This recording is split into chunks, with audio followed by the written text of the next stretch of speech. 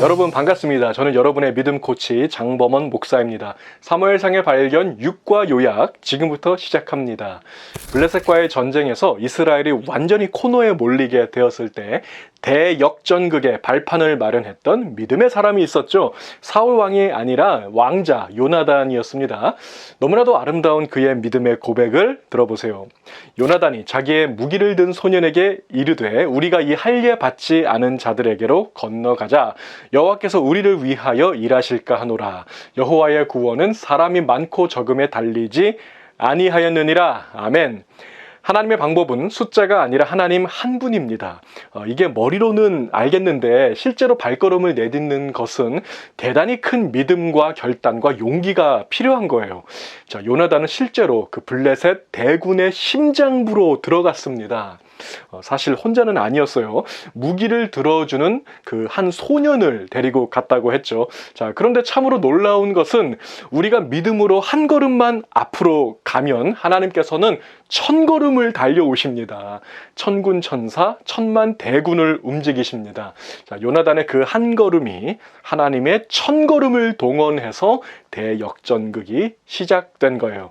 자, 그로부터 900년 후에 요나단의 믿음과 결단과 용기를 그대로 본받은 사람이 있었습니다. 때는 헬라 제국의 셀류쿠스 왕조가 이스라엘 지역을 점령했을 시점, 유다라는 사람이 사무엘상 13장을 읽다가 요나단이 했던 이 믿음의 고백에 가슴이 막 불타오르기 시작했어요. 장소는 요나단이 그 블레셋 대군의 심장부로 들어갔었던 바로 그 지역입니다. 바로 그곳에서 대혁명이 시작되었습니다. 그 유명한 마카비 대혁명이에요. 유다 마카비를 중심으로 그 이스라엘의 소수 정예 부대가 대헬라 제국의 셀류쿠스 왕조를 몰아낸 것입니다. 성경은 아니지만 유다 마카비가 고백했던 이 믿음의 선포를 들어보십시오. 하나님께서 구원하시려고 하면 군대가 크고 작은 것은 전혀 문제가 되지 않는다. 전쟁의 승리는 군사의 숫자에 달린 것이 아니고 하늘로부터 내려오는 능력에 달려 있다. 자, 요나단이 그랬던 것처럼 이 유다 마카비도 믿음으로 한 걸음 앞으로 나갔습니다. 하나님께서는 1000걸음을 한숨에 달려오셔서 천군 천사들을 움직이셨고 대역전의 드라마가 완성되었던 것입니다. 하나님의 방법은 숫자가 아니라 하나님 한 분입니다. 여러분 한 사람이 내딛는 그 작은 믿음의 헌신을 결코 외면하지 않으십니다. 여기서 한 가지, 요나단이 블레셋 적진의 심장부로 들어갈 때 혼자 간 것은 아니었어요. 누가 동행을 했습니까? 자, 요나단의 무기를 들고 따라간 소년이 하나 있었다고 했죠. 내가 당신과 마음을 같이 하여 따르리이다. 하나님의 방법은 숫자가 아니라고 했습니다. 자, 그 말은 혼자서 모든 걸 다 감당하라는 뜻이 아니에요. 예수님도 제자들을 선교 현장으로 파송하실 때 둘씩 짝을 지어서 보내셨다고 했죠. 마음을 같이 하여 동행하는 한 사람만 있다면 우리는 더 큰 일을 감당할 수 있습니다.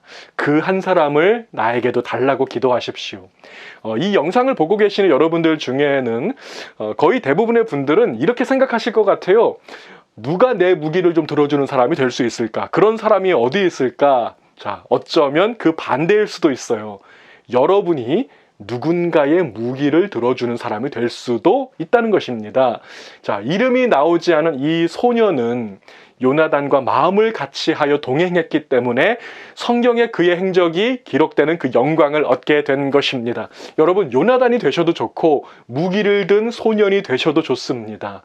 두세 사람이 내 이름으로 모인 곳에는 나도 그들 중에 있느니라. 아멘. 마음을 같이 하여 동행하는 그 한 사람만 곁에 있다면 여러분은 이미 큰 축복을 받은 자예요. 그 출애굽기에 보시면 이스라엘이 아말렉과 전쟁을 할 때 모세가 이 두 손을 들면 이스라엘이 이기고 손을 내리면 아말렉이 이기더니 그랬어요. 자, 모세의 팔이 피곤해서 점점 내려올 때 그의 곁에는 누가 있었습니까? 아론과 훌이 있어서 모세의 손을 높이 붙들어 올려주었다는 것입니다. 자, 이와 같은 동역의 축복이 저와 여러분의 삶에 함께 하시기를 우리 주님의 이름으로 축복을 드립니다. 자, 이스라엘과 아말렉의 전쟁 이야기는 사무엘상 15장에도 나오고 있죠. 자, 하나님이 말씀하시기를 아말렉이 이스라엘에게 행한 일, 곧 애굽에서 나올 때에 길에서 대적한 일로 내가 그들을 벌하겠다 그러셨어요. 자, 그래서 지금 당장 가서 아말렉을 완전히 진멸하라, 뭐 동물들까지 다 진멸하라고 명령을 하셨습니다. 자, 아니 도대체 이 아말렉이 무슨 짓을 했길래, 무슨 나쁜 짓을 했길래 하나님께서 이토록 분노하고 계십니까? 신명기 25장에 나옵니다. 때는 이스라엘 백성들이 출애굽해서 홍해 바다를 건너고 이제 얼마 안 되었을 시점이에요. 백성들이 너무나도 피곤해서 지쳤을 때 그 긴 행렬에 맨 뒤에 따라오고 있던 가장 연약한 백성들을 공격하고 약탈했다는 거예요. 누가요? 아말렉이. 자, 그래서 다 진멸하라 명령하신 거예요. 동물들까지 다 진멸하라고 하셨어요. 자, 그런데 사울은 어떻게 했습니까? 다 진멸 안 했다는 거예요. 내 생각에, 내 소견에 옳은 대로 했습니다. 상태가 좀 좋은 양이나 소는 안 죽이고 전리품으로 갖고 오고 아말렉의 왕 아각을 또 사로잡아서 끌고 온 거예요. 자, 베냐민 지파와 아말렉 사이에 질긴 인연, 악연이죠. 이 악연의 시작인 것입니다. 자, 이 악연은 어디까지 이어지냐면 500년 후에 페르시아 시대까지 이어집니다. 에스더 3장에 보시면 이스라엘 백성들을 다 죽이겠다고 계획한 사람이 있어요. 하만입니다. 자, 이 하만은 어떤 사람? 아각 사람이에요. 아각 사람 하만이라고 했습니다. 하만이랑 이 아말렉 왕 아각은 어떤 관계일까요? 자, 여기에서 아각이라고 한 것은 아각은 사람 이름이 아닙니다. 성경에 보시면 황제나 왕을 지칭하는 타이틀이 있어요. 예를 들어서 이집트의 황제 파라오, 로마의 황제 가이사, 블레셋의 왕 아비멜렉. 자, 이것들은 다 이름이 아니고요. 타이틀입니다. 아말렉의 왕은 아각이라는 타이틀로 불렸다는 거예요. 그러니까 모든 아말렉의 왕은 다 아각입니다. 하만은 아말렉의 왕족이었다는 거예요. 아각이었다는 거예요. 하나님께서 진멸하라고 하신 아말렉 아각의 직계 자손, 그게 하만입니다. 자, 사울은 실패했어요.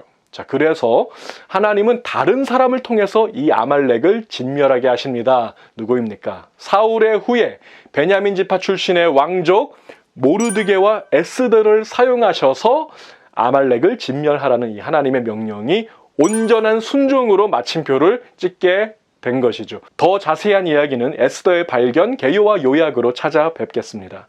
우리가 성경을 읽다가 하나님께서 말씀하시니라 이런 대목이 나올 때 거의 대부분의 경우는 우림과 둠밈을 사용해서 하나님의 지시를 받는 거예요. 자, 우림은 빛이라는 뜻입니다. 또 둠밈은 진리라는 뜻입니다.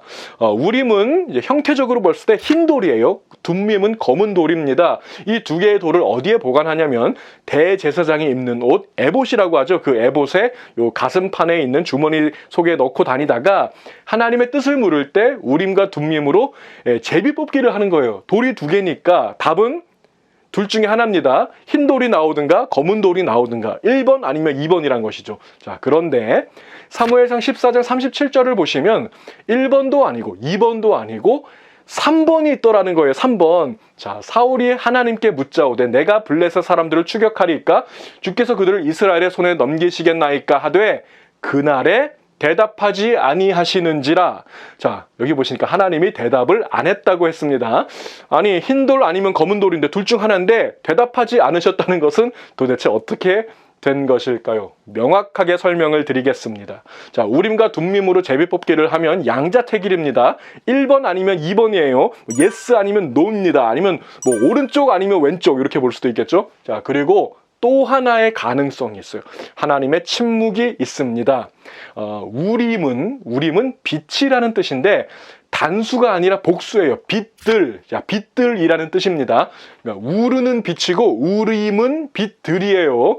자, 우림은 그냥 흰 돌이 아닙니다. 우림은 빛나는 돌이에요. 실제로 빛이 났다는 거예요. 자, 그런데 우림과 둠밈으로 이 제비 뽑기를 할 때 우림이 선택됐어요. 자, 그런데 그 돌에 빛이 꺼지면, 빛이 사그라지면 3번이라는 거예요. 하나님이 침묵하셨다는 사인인 것입니다. 우리가 기도할 때 하나님의 응답은 세 가지입니다. 예스가 있고 노가 있고 침묵이 있습니다. 자, 어떨 때 침묵으로 응답하시는지, 자, 예를 하나 들어볼게요. 하나님, 기도하는 거예요. 하나님, 저 형제를 용서할까요?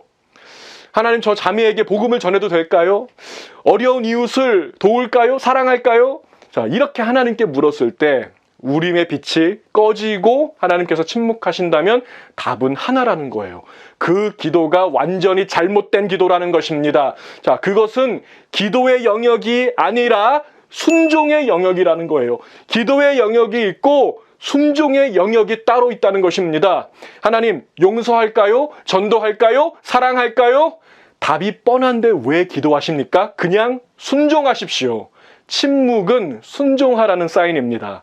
순종이 제사보다 나으니라 사울에게 주셨던 이 말씀대로 삶의 모든 순간에 순종의 예배를 드리시는 저와 여러분들이 다 되시기를 우리 주님의 이름으로 축복을 드립니다. 자, 사무엘상 요약은 매주 화요일 오전 6시에 유튜브 채널로 찾아뵙겠습니다. 지금까지 저는 여러분의 믿음 코치 장범원 목사였습니다.